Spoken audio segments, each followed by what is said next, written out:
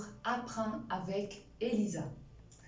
Dans la vidéo d'aujourd'hui, je vais vous raconter une histoire et j'espère que vous ouvrez bien les oreilles afin de bien comprendre. Dans cette histoire, c'est moi la protagoniste parce que je vais vous parler de mon époque d'adolescente. Alors, vous aimez le commérage? Restez assis et restez assise et faites bien attention.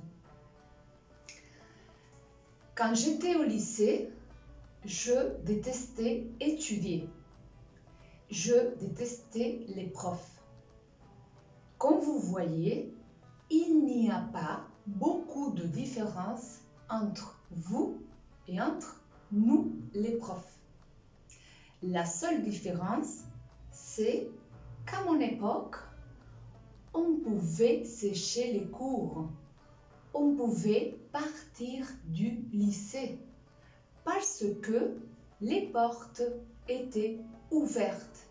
Et alors, si un prof était absent, moi, je pouvais m'en aller. Si je ne voulais pas aller au cours de maths, si je ne voulais pas aller au cours de histoire géo, je pouvais m'en aller. Je pouvais sécher les cours.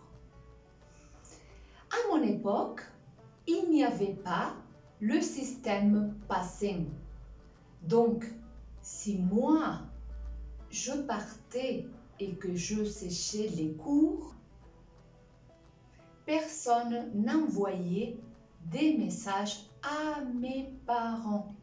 Alors, c'était plus facile que maintenant, n'est-ce pas? Ensuite, quand je commençais la troisième, j'ai connu ma prof de français. Et c'est là que tout a changé. Pourquoi?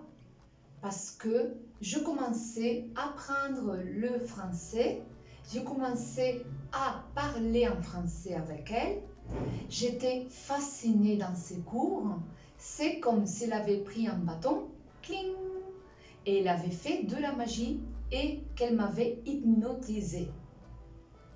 C'était la seule matière que j'aimais.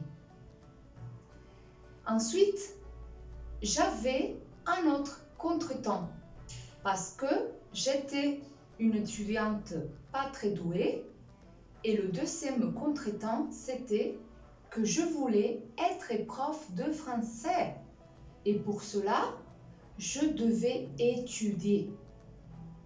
Et tu quoi? Moi, j'étais pas très convaincue de ça. Bon, ça m'a pris des mois, du temps, une année même, jusque que j'ai compris qu'il fallait étudier pour obtenir le diplôme de l'éducation secondaire obligatoire, pour ensuite passer à la première, pour ensuite terminer en terminale et pouvoir donc passer le bac et aller à l'université. Alors, tout cela, je le réussis en étudiant et en travaillant très durement. Et je suis allée à la fac, bien sûr. J'ai obtenu mon diplôme, bien sûr. Et j'ai passé le concours. Ça a été le troisième obstacle que j'ai eu avant de commencer ma carrière professionnelle. Avec beaucoup de constance, avec beaucoup d'efforts, j'ai réussi le concours et aujourd'hui, à présent, je travaille dans l'éducation publique depuis 11 années. Et vous dites, et maintenant, quel est le problème? Bon, le quatrième obstacle, c'est l'obstacle que je trouve que tous les profs nous avons aujourd'hui.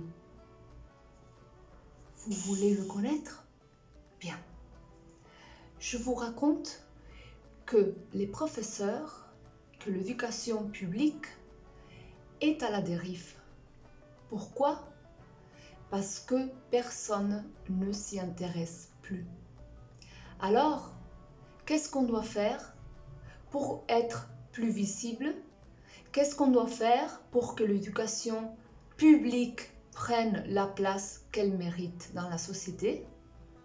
L'éducation doit être la base, l'éducation doit être les piliers sur lesquels se fonde une société. Sans éducation, on n'est rien. Et je finis mon histoire et en plus, j'ai profité pour pousser un coup de gueule. Merci de votre attention et à très bientôt. Au revoir.